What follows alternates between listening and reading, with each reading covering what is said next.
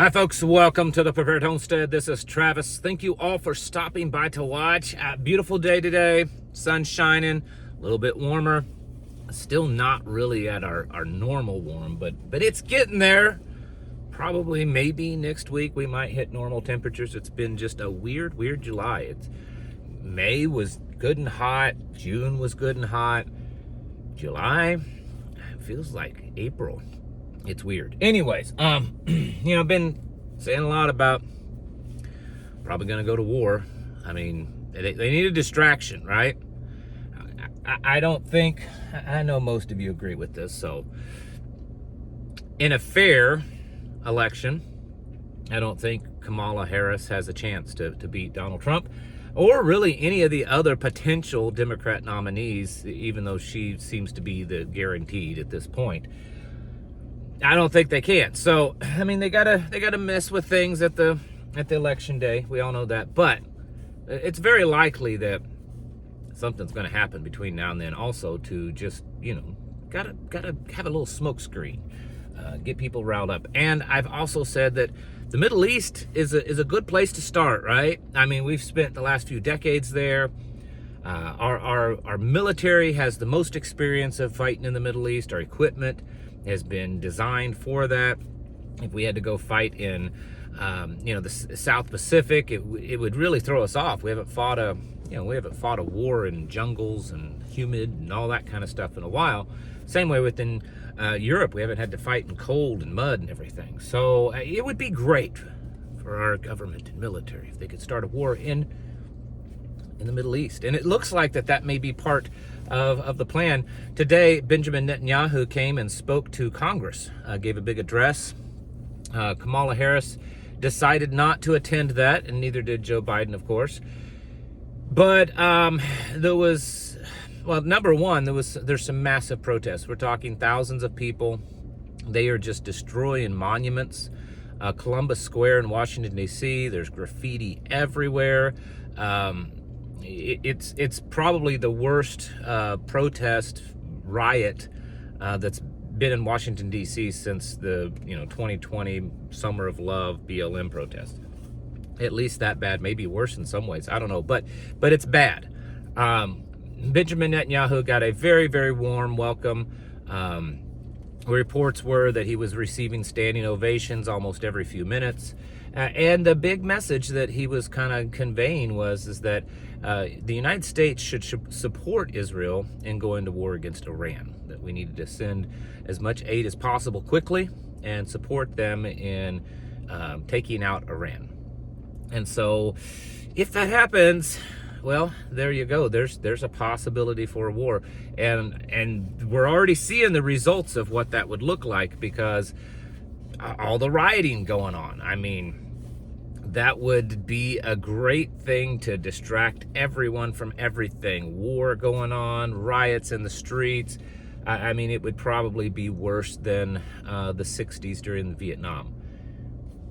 Not saying that that's a guaranteed, but saying that it's becoming more and more of a possibility the way things are looking. Ukraine and Russia may be possibly winding down after Donald Trump's conversations with all of that. Ukraine has announced to China that they're ready to have some talks about ceasefire and ending this conflict between them and Russia. And here's the interesting thing. China has been at the center of any type of semblance of peace with all of this stuff. They've been the one, not the United States, trying to step in and kind of, even though it may not be true peace, it may not be truly equal, they are at least showing the world that they are the peacemakers, that they are the world leaders when it comes to, stopping violence and stuff. So I think there's definitely some big optics going on there, shifting world dominance to China and away from the United States. Speaking of that, world dominance and the economy and all that, housing market has plummeted much lower than expected. And today, the stock market in total has lost about $1.1 trillion in value. Everything is down. Gold, Bitcoin, US dollar, all of the stock market, with the exception of the volatility index. It has gone, skyrocketed. And for those of you that know anything about the stock market, that's the one that you don't want to go up. But things are looking crazy on that end. Now, we have all of this stuff that's happening. Tonight, Joe Biden's supposed to speak. Who knows what's going to happen? Today, the White House press secretary, the DEI, DEI, whatever it is, expert, hire there at the White House, said that, Joe Biden stepping down from the campaign has nothing to do with his health. Nothing whatsoever. That he is a picture-perfect health and strong as ever. They're still holding true to that, but who knows what will be said tonight. And considering the things that I just mentioned and others, I'm sticking to my guns on this one, folks. We're in for for volatility. Speaking of the volatility index, we will be in for some volatility. I think that the coming days and weeks ahead are going to be pretty bumpy. And I don't want people to be afraid. I don't want people to be, just so hyper focused on this that you're not able to function in any other way. But yet on the other end, I don't want people to be caught off guard. So, I talk about it because I want you to just be ready for it. That when you start hearing these things, you're not going to be like the rest of the American citizens, falling into this kind of panic and rushing off to the store to hurry up and buy all the toilet paper or whatever. That you're ready. In fact, you're so ready that when you start to see these things fall apart, you can stay ahead of the curve. If you need to go out and stock up and top off on things, fill your gas tanks up, that kind of stuff, you're able to stay ahead of the curve. If bugging out is your only option, you're able to do that ahead of everyone, and so you can avoid the danger. This is really the ultimate goal for what we're doing. We want to be able to not be like everybody else when they start falling apart and panicking. And so that's why I encourage you that this is something you need to be putting a lot of focus on, is your plans, so that when these things really start to ramp up, and they are, folks. I mean, what's happened in the last 2 weeks? Things have ramped up. That we're not losing it. We're not, we've planned all this stuff and we're ready, and then when it starts to happen, it's like it all goes away and you've just lost it. We can't allow that to happen. I've heard some people online saying it's too late to start preparing, that if you haven't started by now, then just give up, basically. I don't believe that's true. I believe you're going to have a lot harder time preparing if you started today, like getting ready and stuff, but you can still do it. Because every step forward you make towards preparing yourself mentally, physically, and spiritually is just, it's putting you that much further ahead than everyone else.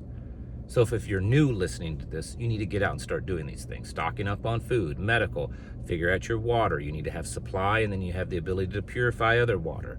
The way to defend yourself, firearms, ammunition, communications, radios, scanners, things like that. You need to start talking and communicating with the people around you, your friends, your family, your neighbors, that kind of stuff.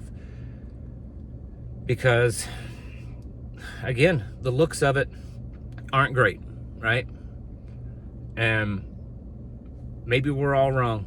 Maybe it'll be just a normal election, and the Democrats will lose and Donald Trump will be in office, and this time next year we'll be looking back and saying, man, what a crazy time period. It's so wonderful that now everything is just perfect. We're all just, the economy has leveled out, inflation has gone down, all the wars have ended, all the crazy, evil, demonic stuff has just gone away, and now we're living in like this wonderful time period of American history.